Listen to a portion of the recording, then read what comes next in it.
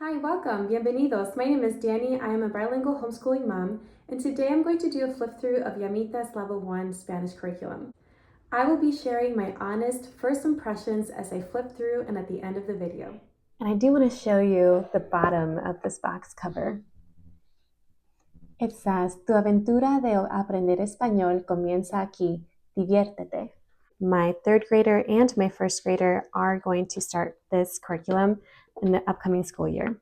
And I do want to take a moment to say, if your child is not in kindergarten or is not in first grade and they're doing level 1, that is okay. Embrace where you and your child are, and there is no shame that you are starting level 1 even if you have a third, fourth, or fifth grader. Level 1 consists of the course book and the level 1 readers. There are 24 stories in this little reader. There it is, that's the last story. And every unit covers 2 stories from the level 1 reader. So here we have the welcome page. It says, Llamitas Spanish Level 1 provides a gentle introduction to the foundations of the Spanish language. The course includes 12 academically robust units. Units include Spanish phonics, early literacy skills, grammar, math, and cultural studies. The course also includes traditional Spanish nursery rhymes and art studies that are deeply rooted in Latin American and Spanish culture. Our deepest desire is that Llamitas Spanish goes beyond academics and also nurtures a love and appreciation for Hispanic culture. The next steps is to access the digital course portal where you will find the PDF lessons, audios, and additional resources. Next, it has a list of the essential items. That is the readers, pencils, scissors, glues, colored pencils, and a coin. And everywhere you see a plus sign like this, it just means that there is an additional resource that is recommended. Additional resources include the Spotify playlist, book menus, 3-part flashcards, crafts and recipes, and the YouTube nursery rhyme videos. The next page suggests a schedule and how to structure your lessons. There are 12 units. Each unit includes 6 lessons for a total of 72 lessons. And they recommend completing 2 or 3 a week. You have lifetime access to this course, so you can go as slow as your family needs or wants. It does advise that you do not skip over lessons because the lessons do build on one another. They are sequential and they should be done in order. And lastly, it says you will find many of these units repeat activities and new themes. This is intentional as it builds the child's confidence as they become familiar with the design and structure of the Llamitas Spanish lessons. The next page has the Spanish alphabet.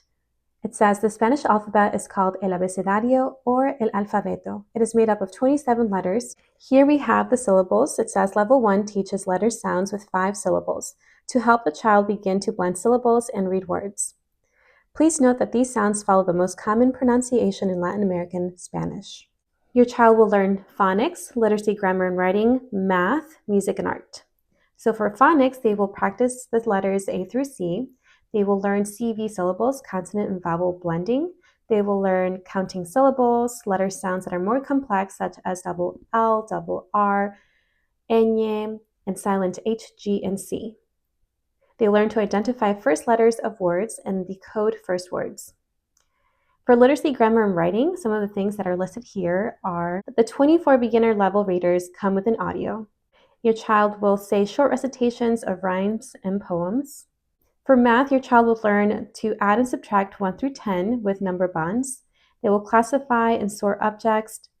They will identify patterns, and they will name 2D shapes, and they will count to 100. For music and art, your child will be using scissors and crayons to develop fine motor skills. There are crafts and recipes. Your child will study art by famous Hispanic artists, and they will be asked questions about those paintings. There are a total of 31 traditional Spanish nursery rhymes that are linked in unit themes. Okay, friends, so that is quite a few. 31 nursery rhymes. Those are a lot of songs compared to the preschool morning binder that I think there's a total of maybe 7 songs. So from 7 to 31, that's a big jump. And there are vocabulary games and movement activities. Okay, I personally like movement activities. This is interesting. I'm already having some thoughts running through my mind, so let me keep flipping through. Here we have a list of core unit vocabulary. These are all the words in Spanish that your child will learn throughout the units. For example, in Unit 1, the unit is about the ocean, and your child will learn the words barco, pez, tiburón, delfín, medusa, ballena, marinero, ancla, cangrejo, pulpo, salvavidas, and tortuga. That is quite the list of new Spanish words. So we'll see how that breaks down and how they learn that in 6 lessons. I do want to say what theme each unit covers. So Unit 1 covers the ocean, Unit 2 covers the farm, Unit 3 covers forest, Unit 4 is garden, Unit 5 is safari, Unit 6 is jungle, Unit 7 is family, Unit 8 is pets, Unit 9 is fruit and vegetables, Unit 10 is transport, Unit 11 is community helpers, and Unit 12 is space. Okay, so there's a wide variety of topics and themes here. So for Unit 1, it is El Océano. It tells you what the learning goals are, and it says name 12 ocean words, count to 10, learn about letters M, P, B, and D. Recitation is El Barquito, the little boat. Your child will learn 3 songs, Diez deditos, 10 little fingers, El Barquito, the little boat, Tres pececitos, 3 little fish. Okay, so 3 songs in 1 unit. And for Artist Corner, it is the painting by Joaquin Sorolla y Bastida. It includes a supply list. Additional resources is the music playlist, book menu, flashcards, Melissa Medusa craft, and YouTube videos. Lección 1, Lesson 1. So it says, I'm so excited to learn Spanish with you. Our first unit is all about the ocean. Let's begin with our welcome song. And it says that all lessons from units 1 through 6 will begin with this welcome song. For the good morning song, it tells you to play track 1, and then for these 6 words, it tells you to play tracks 2 to 7. On the following page, there is tracing of the letter M, and then they are going to start blending consonant and vowel sounds. Ma, me, mi, mo, mu. This is very similar to the preschool morning binder. They did blend consonant and vowels. Next, they learn P, but now instead of just learning 1 letter, now they're learning 2 letters in the same lesson. Okay, here the first song is Tres Pececitos, that's track 10, and additional resources is a video, Tres Pececitos. Okay, here we have the first cutting page. Let's practice with scissors. In the song we hear the lyrics about the smallest fish going to the bottom of the sea. Use your scissors to cut along the line. And then at the end of the lesson it says, congratulations, you have completed your first Spanish lesson. You have learned lots of new Spanish words and I'm so proud of you. Let's sing a goodbye song. Yes, that was quite the new Spanish words. Okay, so lesson 2. Okay, so right away, I do want to mention that so far, this curriculum does remind me a lot of the Good and the Beautiful preschool curriculum. The Good and the Beautiful does have something like this to trace over. It looks very similar. That's interesting to me. I wonder if they have overlapping curriculum designers. So lesson 2 starts with the Good Morning song, and it says, today we're going to learn to count to 10. Let's follow the medusas with our finger and listen to the numbers in Spanish. Okay, so track 11 is going to play those numbers for you, and your child is just going to follow along and repeat. The medusas are so colorful. How many can you count in Spanish that are azul?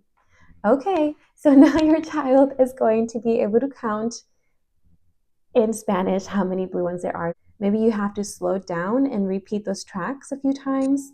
I definitely see how this is a great curriculum for native Spanish speakers who already know how to count in Spanish. And it says, how many are rosa? How about amarillo? Additional resources is a craft that can be found in your online portal.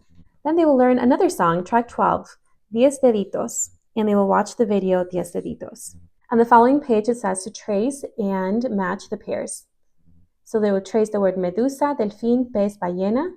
And then here it says, let's play a counting game. Draw out dots using crayons according to the numbers shown in each boxes.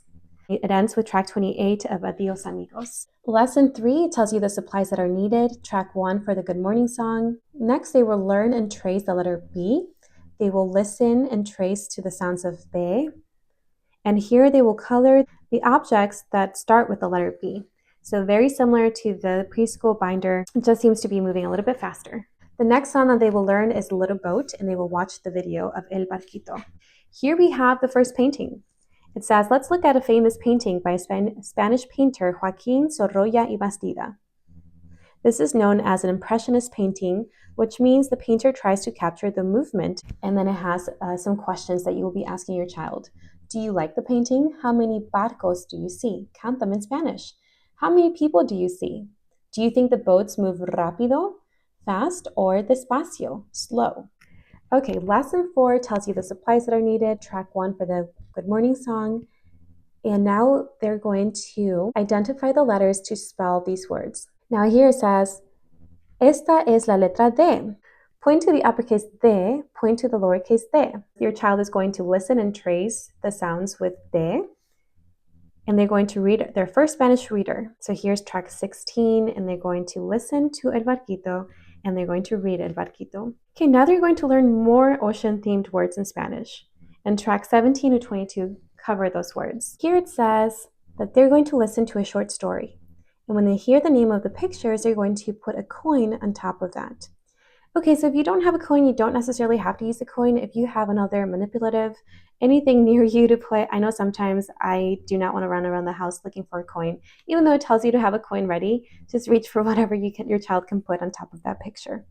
Here it says, let's practice matching the first letters of our ocean theme words. Use a pencil to circle the correct letter for each picture. So this is interesting. Now it's being broken down between beginners will read this page and those who are not beginners will stay on this page. This is all in Spanish for those who are not beginners, and if you are a beginner, this is both in Spanish and in English. All in Spanish it says, escuchemos una breve historia. Then it has the story, and then it has some questions that go along with that story. And if you are a beginner, it says, I'm going to read you a short story called Delfino el Delfín. Please listen to the story and then answer the questions in Spanish. So most of the story is in English, except for the highlighted blue words, which are in Spanish. And the lesson ends with track 28. Adios, amigos. Now we are at lesson 6, which is the last lesson of unit 1.